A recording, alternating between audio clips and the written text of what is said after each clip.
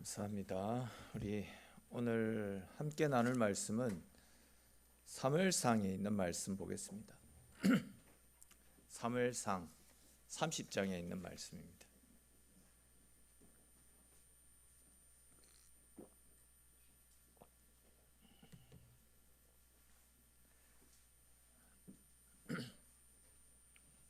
사무엘상 30장 1절부터 해서 10절까지 말씀입니다.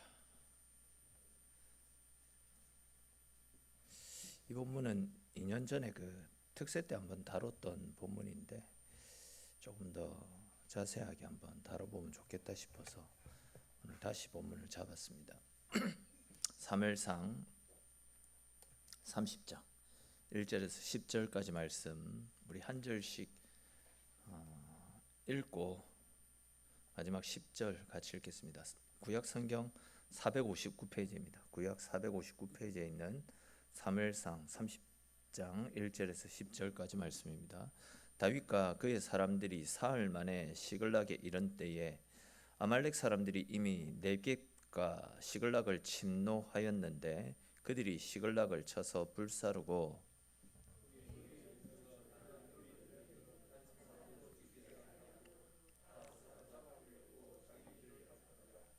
다윗과 그의 사람들이 성읍에 이르러 본즉 성읍이 불탔고 자기들의 아내와 자녀들이 사로잡혔는지라.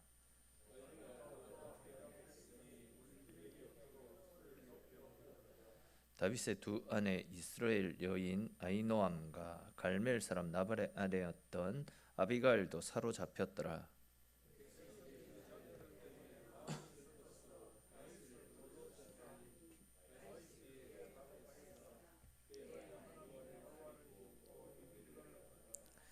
다윗이 아히멜렉의 아들 제사장 아비아달에게 이르되 원하건대 에봇을 내게로 가져오라. 아비아달이 에봇을 다윗에게로 가져가매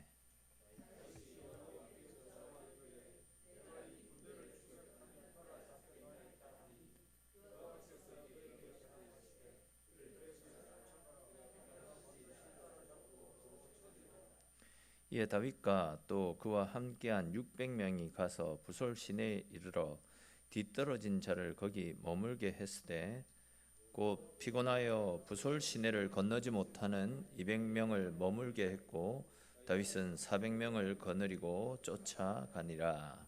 아멘. 누구나 자기의 지나온 시간들을 되돌아볼 때에 아쉬움과 후회 그리고 안타까움이 많이 남아 돌지 않겠나 하는 생각들을 하게 됩니다. 이것을 달리 말하면 지난날 우리의 삶 속에서 우리가 원치 않았던 실수와 실패의 경험들이 많이 있었기 때문이다. 그렇게 이야기할 수도 있습니다. 아마 신앙생활을 하는 동안 실패를 경험하지 않은 사람은 아무도 없을 것입니다. 그러나 이런 실패와 실수에 반복되어지는 역사 가운데서도 우리가 위로를 받을 수 있는 것은 이런 많은 실수와 실패를 하는 우리의 연약함에도 불구하고 하나님께서 우리를 붙들고 계시는 당신의 능력의 손을 절대 놓지 않는다라는 점입니다. 성경 말씀에 나타나는 위대한 신앙인들, 그 위대한 신앙인들도 가만히 들여다보면요, 그들이 실패를 하지 않았기 때문에 위대한 신앙인들이 아니라 실패를 통해서 비록 실패를 했지만 그 실패를 딛고 그 실패를 바탕으로 하나님 앞으로 더욱더 가까이 나아가는 노력들을 통해서 그 실패를 줄여가는 그런 사람들이었다라는 사실을 알 수 있습니다. 그런 측면에서 볼 때 위대하고 또 탁월한 그리스도인들이 따로 있는 것은 아닌 것 같습니다. 우리 모두 다 똑같습니다. 평범한 조건의 사람들입니다. 그런데 그럼에도 불구하고 얼마나 자신의 약함을 알고 하나님을 의지하느냐, 아니면 자신의 능력을 의지하며 살아가느냐, 거기에 우리 인생의 승패가 달려 있음을 너무나도 잘 알고 있지 않습니까? 사실 하나님께서 원하시는 사람은 더 똑똑한 사람이 아니라 하나님을 의지하는 사람, 자신의 삶을 하나님께 맡기는 사람, 하나님이 기뻐하시는 사람은 그런 사람이다라는 겁니다.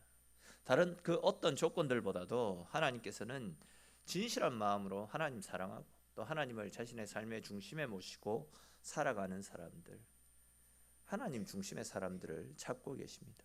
아무리 세상적으로 뭐 좋은 것을 다 갖추고 모든 화려한 스펙들을 다 가지고 있다 할지라도 하나님을 의지하지 않는 인생은 결국 넘어지고 실패할 수밖에 없고, 또한 과거에 아무리 주님께 크게 쓰임 받았던 사람이라 할지라도 과거의 영광에 젖어서 지금 이 순간 겸손하게 하나님을 찾지 않는다면, 지금 이 순간 하나님의 은혜를 사모하며 하나님께 엎드리지 않는다라고 한다면 결국 그 인생 역시도 넘어질 수밖에 없다라는 것을 반드시 기억해야 될 것입니다. 오늘 우리가 살펴볼 말씀은 바로 이러한 사실을 우리에게 가르쳐 주고 있는데요. 오늘 말씀 속에서는 과거에 하나님을 의지함을 통해서 하나님의 도우심의 능력들을 몸소 체험하며 살아갔었던 다윗이 실패하고 넘어지는 장면들이 나타납니다. 또한 동시에 그렇게 실패했던 다윗이 어떻게 그 실패를 극복하고 다시 일어나게 되는지도 함께 가르쳐 주고 있는데요. 다들 공감을 하시겠지만 실패를 성공으로 바꾸기 위해서 가장 근본적으로 해결해야 되는 것은 실패의 원인을 발견하는 일 아니겠습니까? 그래서 마치 우리가 몸에 병이 나서 병원에 가면 의사가 제일 먼저 병의 원인을 찾기 위해서 그 원인을 찾기 위해서 뭐 피 검사를 하고 이런저런 각종 검사를 하는 것과 같은 원리다라고 이야기할 수 있겠습니다. 그런 측면에서 우리는 제일 먼저 다윗이 왜 실패했는지, 다윗이 넘어지고 실패했던 실패의 원인을 먼저 알 수 있어야 됩니다. 다윗이 실패하는 원인을 먼저 발견해야 되는 이유는 사실 뭐 다윗이 실패했던 이유와 우리들이 실패하는 이유가 따지고 보면 똑같은 이유이기 때문입니다. 다시 말해서 다윗이 실패한 이유를 보면서 우리는 내 삶 가운데서 다윗과 같은 실수를 반복하지 않도록 그 원인과 방법을 찾을 수 있기 때문에 우리는 다윗의 실패를 유심히 살펴볼 필요가 있는 것입니다. 오늘 본문을 제대로 살펴보려면 본문의 배경을 먼저 살펴볼 필요가 있습니다. 아시듯이 다윗은 블레셋과의 전쟁에서 골리앗을 무찌르지 않습니까?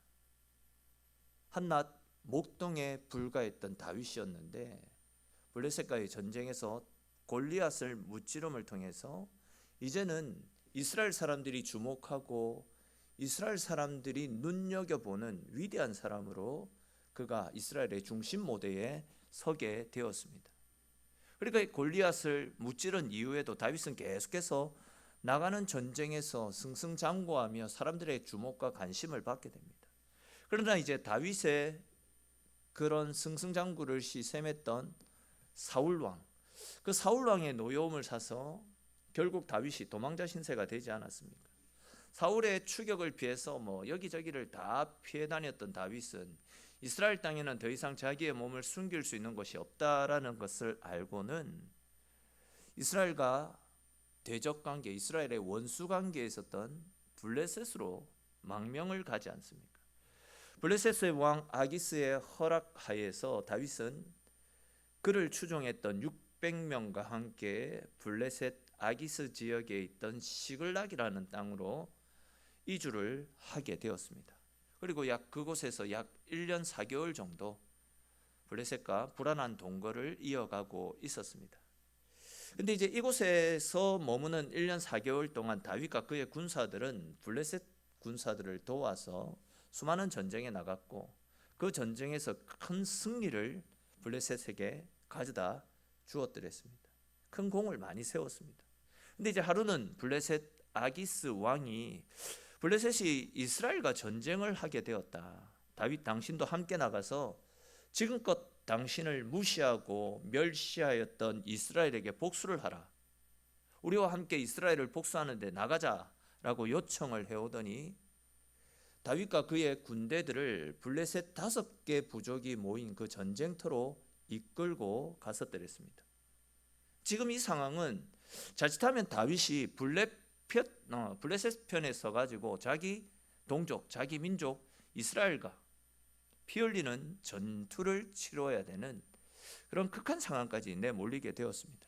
근데 이제 앞에서 잠시 말씀드렸듯이 블레셋은 5개의 부족이 하나로 뭉쳐진 연합 국가입니다. 예를 들어 이스라엘이 12개 족속이 뭉쳐진 나라가 이스라엘 아닙니까? 그것처럼 이제 블레셋도 5개의 부족이 하나의 나라를 이루고 있었습니다. 근데 이제 다윗이 생활하고 있던 아기스 지역의 왕은 다윗을 그 전쟁에 참여시키려고 하는 반면에 나머지 다른 4개 부족에서는 만약 다윗이 전쟁 중에 우리를 배신하고 우리를 공격한다면 우리가 다윗으로 인하여서 큰 피해를 입을 수 있으니까 이번 전쟁에는 절대 다윗을 참여시키면 안 된다라고 극구 말리고 반대를 하는 입장이었습니다. 이렇게 이제 블레셋의 5 부족 중에 4개 부족의 반대로 인해서 다윗과 그의 군사들은 이스라엘과의 전쟁에 참여하지 않고 다시 이제 그들이 살던 시글락 땅으로 해군하는 일이 있었더랬습니다.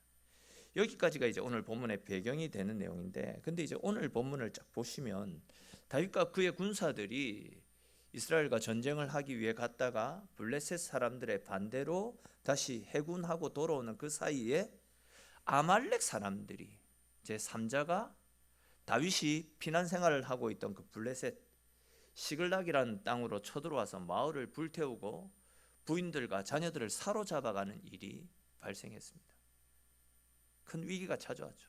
근데 이제 엎친 데 덮친 격으로 지금껏 다윗을 믿고 생사고락을 함께했던 다윗의 군사들이 마을이 습격을 당하고 가족들이 납치를 당하게 된 이유가 다윗이 우리 민족을 이끌고 우리 민족 이스라엘을 치러 나갔기 때문에, 민족과 민족의 전쟁을 하기 위해 다윗이 그 일에 앞장섰기 때문에 하나님이 진노를 하셨기 때문이다.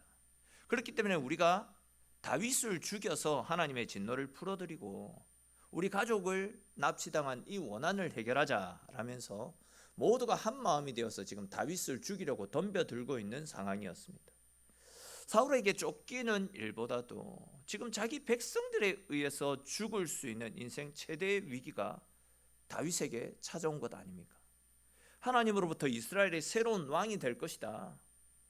이스라엘의 새로운 왕으로 지목받고 기름 부음을 받았던 다윗이 도망자 신세가 된 것도 지금 너무 비참한 일인데 자신의 부주의로 그동안 모아왔던 모든 재물을 다 빼앗긴 상황입니다. 거기에다가 모든 식솔들이 지금 아말렉 사람들에게 다 잡혀가서 생사를 알 수 없는 지경에 이르렀습니다.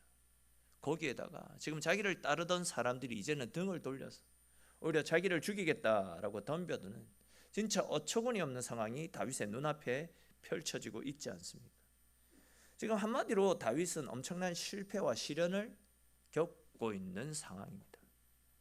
그렇다면 여러분, 이쯤에서 다윗이 왜 이런 처참한 상황에 내몰렸는지, 지금 다윗이 이런 실패를 겪고 있는 이유가 무엇인지를 알아야 되지 않겠습니까? 거듭 말씀드리지만 다윗이 실패한 이유와 우리가 실패하고 넘어지는 이유가 동일합니다. 그렇기 때문에 우리는 다윗의 실패를 유심히 살펴봐야 된다라는 겁니다. 오늘 본문에서 알 수 있는 다윗이 실패했던 이유는 기도하는 것을 멈추었기 때문입니다. 사실 다윗하면 기도의 사람입니다. 시편에 보십시오. 다윗의 주옥 같은 기도가 얼마나 많이 나타나고 있습니까? 다시 말해서 다윗은 기도하는 사람이었고 기도를 통해서 하나님과 친밀한 교제를 나누었던 그런 위대한 사람이 다윗이었습니다. 다윗은 항상 전쟁에 나가기 전에는 하나님 앞에 기도하며 하나님의 뜻을 물었고 하나님의 뜻에 따라서 움직였던 사람이 다윗입니다. 만약 기도했는데 하나님의 응답이 없었다라고 한다면 하나님의 응답이 있을 때까지 계속 기도하고 계속 기다렸다가 그 응답에 따라서 움직였던 사람이 다윗이었죠. 그런데 그렇게 기도하며 하나님의 뜻을 물었던 다윗이 사무엘상 27장 이후의 말씀을 쭉 보시면 하나님께 더 이상 묻지 않습니다. 그러니까 기도의 사람 다윗이 약속의 땅 이스라엘을 버리고 블레셋으로 망명을 하지 않습니까?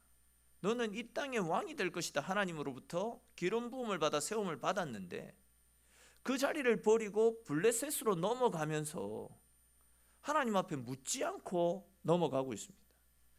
또한 블레셋 아기스 왕의 요청을 받아서 이스라엘과의 전쟁에 나아가면서도, 즉 이스라엘과 이스라엘이 싸우는 이 엄청난 사건 앞에서도 하나님 앞에 묻지를 않습니다. 그러니까 언제부터인지 다윗은 기도하는 일을 멈추어 버렸습니다.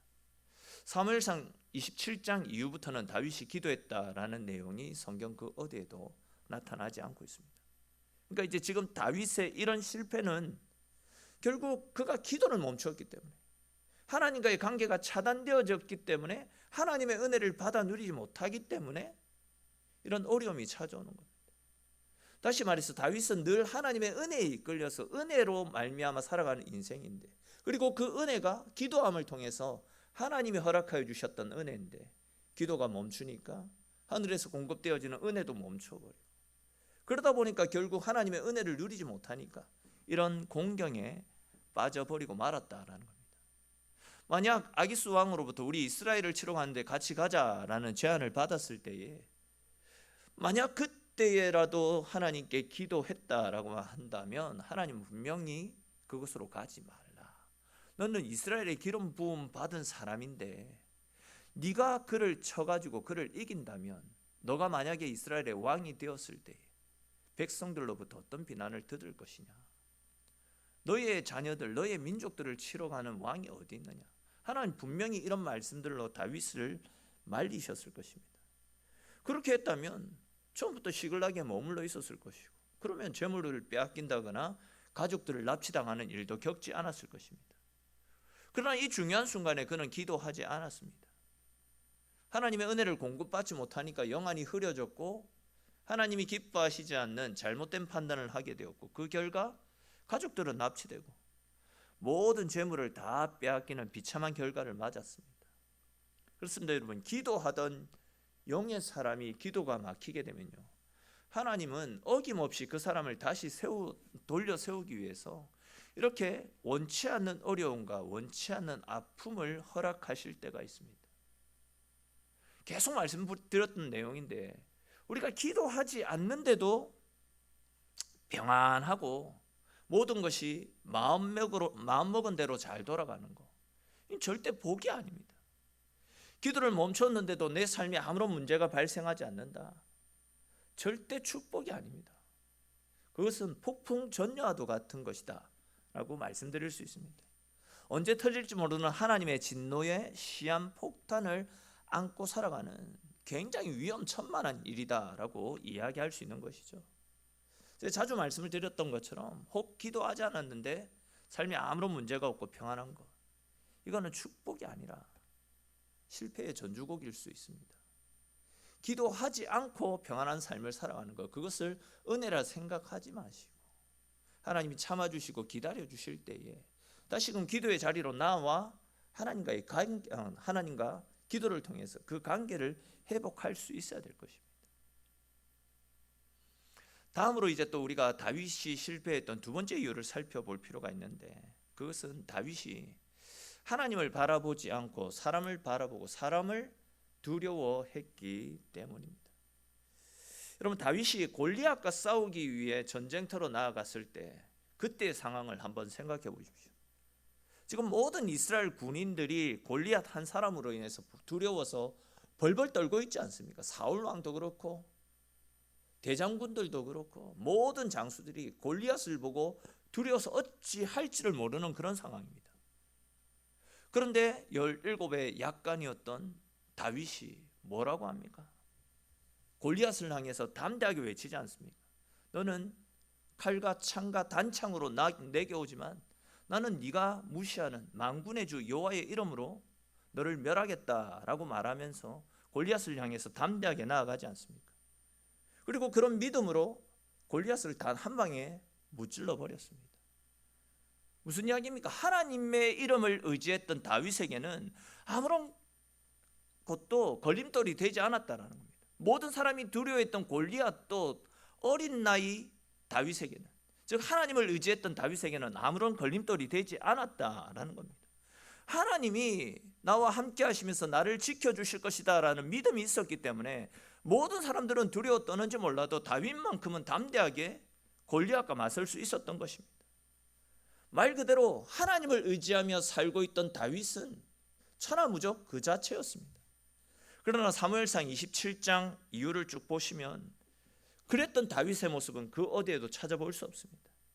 사울의 추격 앞에서 그의 기도는 멈췄고 하나님의 은혜를 공급받지 못하니까 너무나도 불안하고 초라해지는 다윗의 모습을 보게 됩니다. 분명 같은 사람 아닙니까? 다윗 같은 인물입니다. 근데 이제 위기를 대처하는 방법이 확연히 달라지는 것을 볼 수 있습니다. 여러분, 골리앗을 대하는 다윗의 태도와 사울을 대하는 태도가 이렇게 다른 이유가 무엇입니까? 왜 그렇게 담대하게 골리앗을 물리쳤던 다윗이 이제는 골리앗에 비하면 어찌 보면 아무것도 아닌 사울왕 앞에서는 이렇게 벌벌 떨며 도망을 다니는 비참한 처지가 되고 말았겠습니까? 그것은 지금 다윗이 누구를 바라보며 누구를 의지하며 살아가느냐, 그 차이에 다윗의 운명이 지금 결정되어지고 있는 것 아닙니까? 다윗이 성령 충만하여 하나님을 의지하며 하나님 안에서 생활할 때는 아무리 큰 산과 같은 골리앗도 아무것도 아니었는데, 한낱 피레미에 불과했었는데 그가 기도하지 않고 믿음을 저버리니까, 그의 영안이 닫히니까 함께 하시는 하나님은 보이지 않는 겁니다. 대신에 자기를 추격해오는 사울왕의 무서운 칼날만 그의 눈앞에 보였던 것이죠. 하나님을 바라보면 그 어떤 대적들도, 그 어떤 칼과 창과 위협들도 아무것도 아닌데 그가 기도를 멈추고 그의 영안이 닫히니까, 하나님이 보이지 않으니까 주변의 큰 환경들만 보여버리는 겁니다. 내가 이러다가 사울의 칼에 의해서 죽는 것은 아닌가, 두려움만 밀려오고 있는 것입니다. 결국 이것은 우리가 하나님을 바라보지 않고 사람을 바라보게 되면, 환경에 치우쳐 살아가다 보면 넘어지고 실패할 수밖에 없다는 것을 보여줍니다. 다윗이 이런데, 성경에 나타나는 인물 중 가장 위대한 사람이라고 평가받는 다윗도 이런데 우리는 오죽하겠습니까? 다윗도 기도하지 않으니까 이렇게 나약해지고 있는데, 우리가 기도하지 않고 세상을 살아간다, 기도하지 않고 세상을 향해서 달려나간다, 굉장한 교만이라고 할 수 있습니다. 다시 말해서 기도하지 않고 하나님을 바라보지 않는 삶이 결국 다윗에게 인생 최대의 실패와 굴욕을 안겨주고 있는 것입니다. 우리는 이 사실을 통해 아무리 다윗과 같은 믿음의 사람도 기도하지 않으면 이렇게 나약한 존재로 전락한다라는 사실을 발견할 수 있습니다. 그렇게 믿음이 떨어지니까 하나님 보이지 않죠. 하나님 주시는 은혜가 보이지 않고 하나님 보이지 않으니까 이렇게 나약해질 수밖에 없는 것입니다. 분명 다윗이 기도하고 하나님 바라볼 때는 모든 사람이 벌벌 떨었던 다윗, 모든 사람이 벌벌 떨었던 골리앗도 아무것도 아닌 것처럼 보였는데, 지금은 그때보다도 힘도 세고 그를 추종하는 사람들도 훨씬 많은데도 불구하고 함께 하시는 하나님을 바라보지 못하니까 이렇게 나약해 빠지는 모습을 볼 수 있습니다.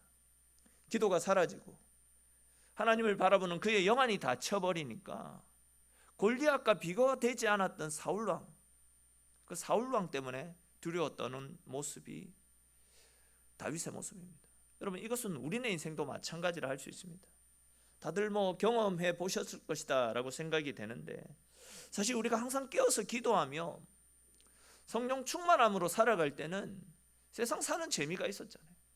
그 어떤 두려움도 기도하면서 다 떨쳐나갈 수 있다는 확신과 믿음이 있었지 않았습니까?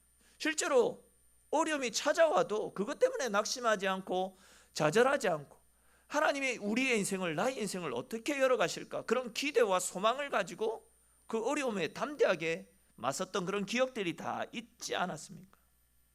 또 실제로 하나님께서 내 삶 가운데 찾아오셔서 나를 위해서 일해 주시고 내 삶의 문제를 해결해 주시는 것을 우리가 직접 경험하는 삶을 살아보지 않았습니까?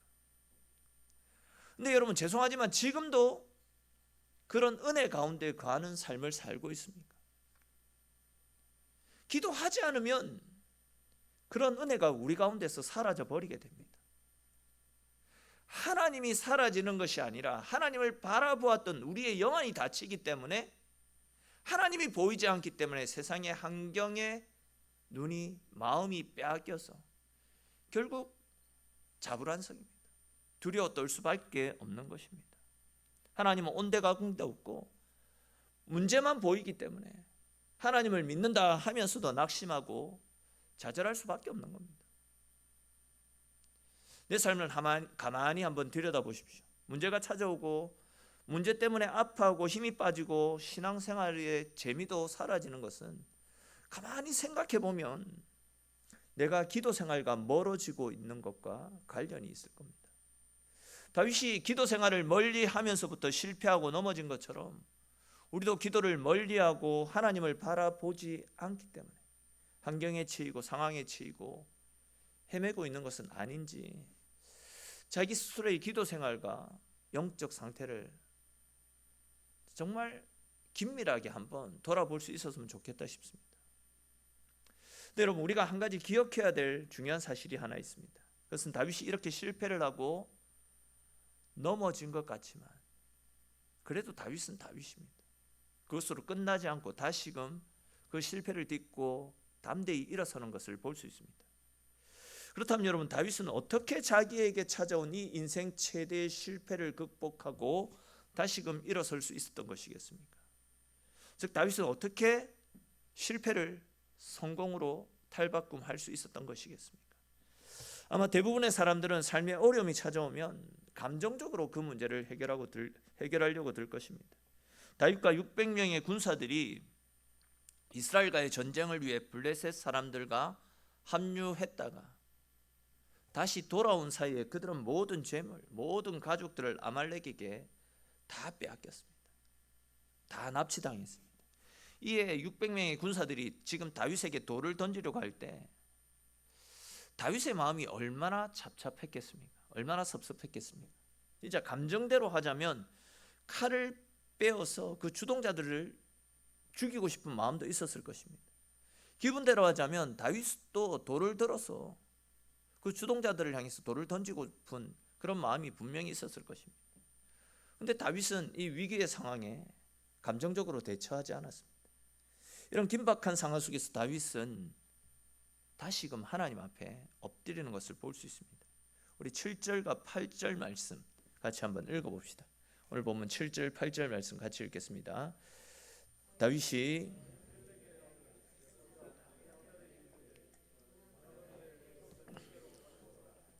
아비아달이 에봇을 다윗에게로 가져가매 묻자와 이르되 내가 이 군대를 추격하면 따라잡겠나이까 하니 여호와께서 그에게 대답하시되 그를 쫓아가라. 내가 반드시 따라잡고 도로 찾으리라. 아멘. 자, 이 말씀을 통해서 알 수 있듯이 다윗은 지금 자기에게 찾아온 이 문제의 핵심이 무엇인지를 제대로 파악했습니다. 즉 자기에게 지금 위기가 찾아온 것은 아말렉 사람들 때문이 아니고 또 자기에게 돌을 들어 치려고 하는 600명의 자기 편에게 있는 것도 아니라 바로 자기 자신에게 있었다라는 것을 뒤늦게라도 깨달았습니다.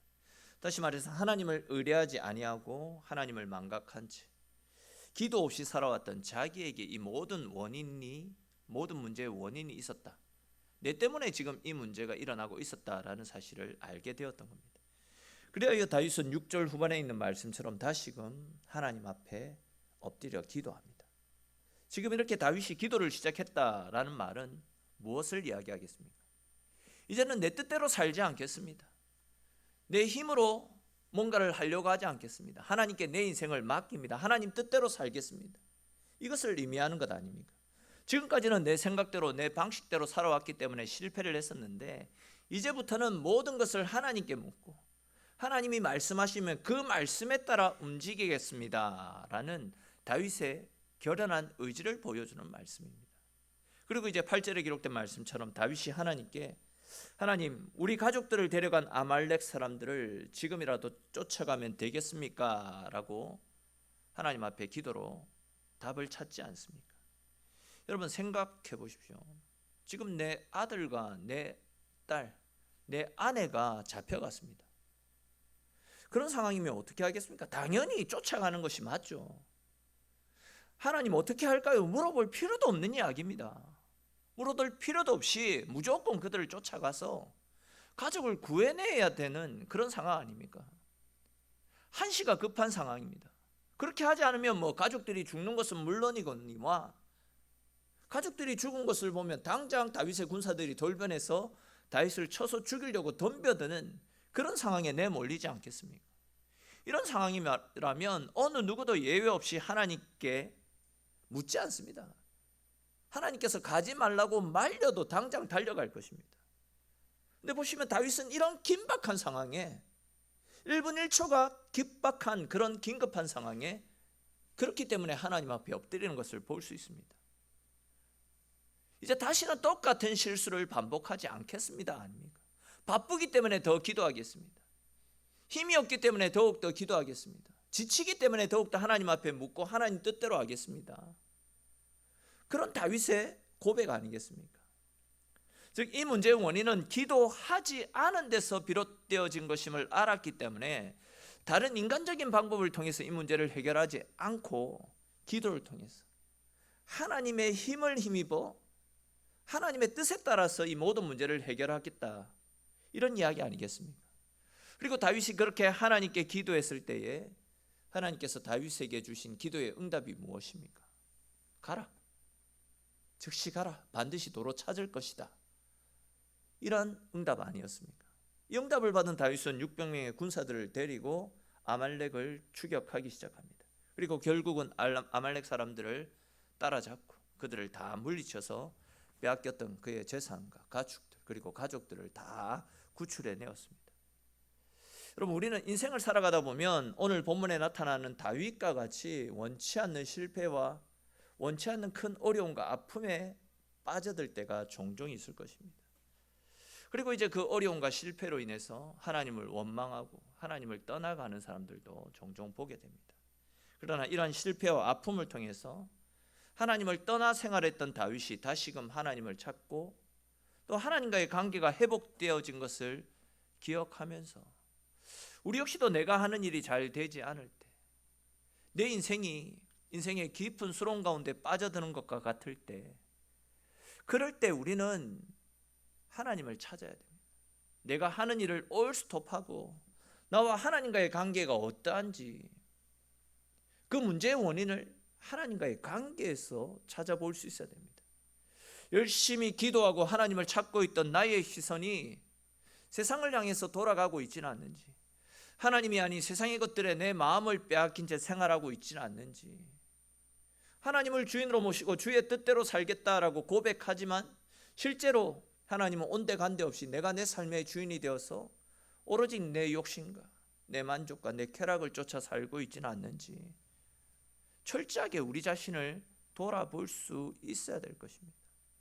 아마 많은 분들이 기도하지 않고 세상을 바라봄으로 실패를 경험했던 다윗처럼 기도의 부재로 하나님이 아닌 세상 것들의 마음을 돌린다고 인생의 어려움을 경험하는 경우들이 많이 있을 것입니다. 이 말씀을 달리하면 우리에게 찾아오는 어려움은 우리가 다시금 하나님 앞으로 나오도록 내 삶을 간섭하시는, 나를 다시금 하나님 앞으로 부르시는 하나님의 거룩한 손짓, 우리를 하나님 앞으로 이끄시는 하나님의 콜링과도 같은 것이다 할 수 있겠습니다. 그때 우리는 반드시 내가 하는 일들을 멈추고 나의 삶의 방식이나 내 생각, 내 방법, 내 지식이 하나님 앞에서 올바른 것인지, 다른 그 어떤 것들이 아니라 사람들의 소리가 아니라 세상 논리가 아니라 하나님의 말씀 앞에 우리 자신을 온전히 내어 비출 수 있어야 됩니다. 혹시나 하나님이 원치 않으시는 죄악된 삶을 살아가고 있지는 않는지 말씀의 거울 앞에 철저히 자기 자신을 들여볼 수 있어야 됩니다. 주의 뜻이 아니면 그 자리에 멈춰서서 철저한 회개와 더불어 하나님의 은혜를, 하나님의 도우심을 구할 수 있어야 됩니다. 우리는 실패하고 넘어지는 연약한 인생이지만 하나님은 그럼에도 불구하고 우리가 하나님을 찾을 때에 지난날 우리의 실패를 탓하지 않습니다. 책망하시지 않습니다. 하나님은 우리를 절대 포기하지 않습니다. 우리를 사랑하시되 끝까지 사랑하셔서 연약한 우리를 돕기 위해서 지금도 성령 하나님을 우리 가운데 보내주셨고, 또한 우리의 그런 연약한 죄를 용서하시기 위해 당신의 독생자까지 우리를 위해서 내어주시지 않았습니까? 우리가 주님을 의지하는 믿음으로 주님께 우리 인생을 철저하게 맡긴다면 우리는 주의 도우심으로 말미암아 넘어진 자리에서 다시 일어나게 될 것이고, 주님으로 말미암는 영원한 승리, 영원한 평안, 영원한 은혜를 누릴 수 있게 될 것입니다. 아무쪼록 저와 여러분들 모두가 오늘 말씀과 같이 우리의 소망은 오직 하나님께 있다라는 사실을 다시금 기억하시고, 어떤 상황 가운데서 하나님을 찾고 하나님 앞에 엎드려 기도하시고, 또 어떤 상황 가운데서도 우리의 시선을 하나님께 고정시키셔서 하나님 주시는 은혜로, 하나님이 함께 하시는 능력으로 우리의 삶의 모든 장애물을 뚫고 주님 안에서 승리하는 저와 여러분들의 인생이 될 수 있기를 주님의 이름으로 축원합니다. 기도드리겠습니다.